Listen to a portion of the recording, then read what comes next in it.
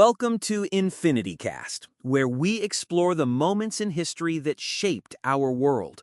I'm your host, Elias Whitlock, and I'm joined, as always, by the brilliant Orin Strath. It's a pleasure to be here, Elias. Today's topic is a particularly potent one. Indeed. We're turning our focus to a single city that became the ultimate symbol of the Cold War's ideological chasm, Berlin. Specifically, we're discussing the Berlin Wall and the divided lives lived in its shadow. It's difficult to overstate the shock of its construction. Imagine, Elias, it's the morning of August 13th, 1961. You wake up, perhaps ready to visit your grandmother across the street, or go to your job in a different sector of the city, and you find your way blocked. Not by a checkpoint, but by armed guards and rolls of fresh, vicious-looking barbed wire. A city, a community, families severed in a single night.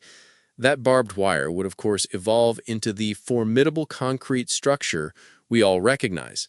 And on either side of it, two completely different worlds began to crystallize. Exactly. Let's talk about the West first. West Berlin was often described as an island of freedom in a sea of East German communism. It was a vibrant, capitalist enclave, heavily subsidized by the West. It had a rebellious, artistic culture. But it was also a garrison city, constantly aware of its precarious position. And you could feel that tension. There were viewing platforms erected along the wall where West Berliners could climb up and wave to relatives on the other side, just meters away, but completely unreachable. It was a daily, painful reminder of the division, a scar that was always visible.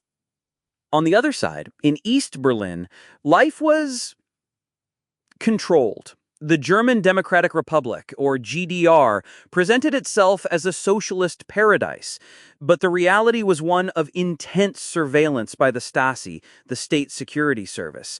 There were shortages of consumer goods and severe restrictions on personal freedom, especially travel. But it's important to remember that people still built lives there. It wasn't a monolithic gray landscape of despair.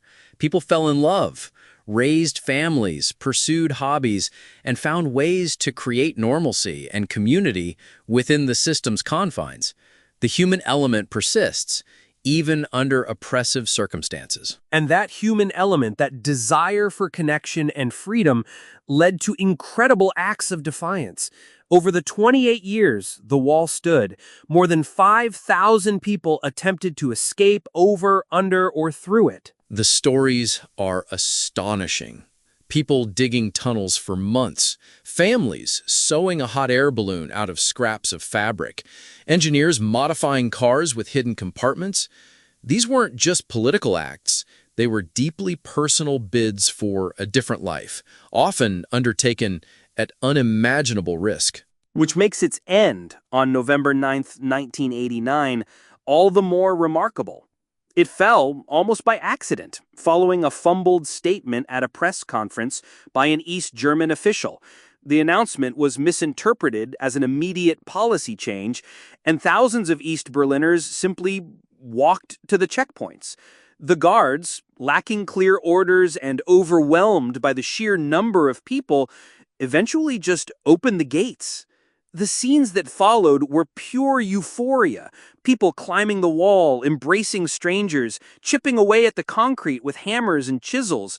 It was history happening in real time. A powerful testament to the idea that no wall is permanent when people on both sides decide it's time for it to come down. A perfect place to end. The Berlin Wall was more than concrete and wire. It was a line drawn through human lives.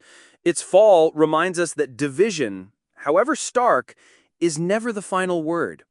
Thank you for joining us on EnfinityCast.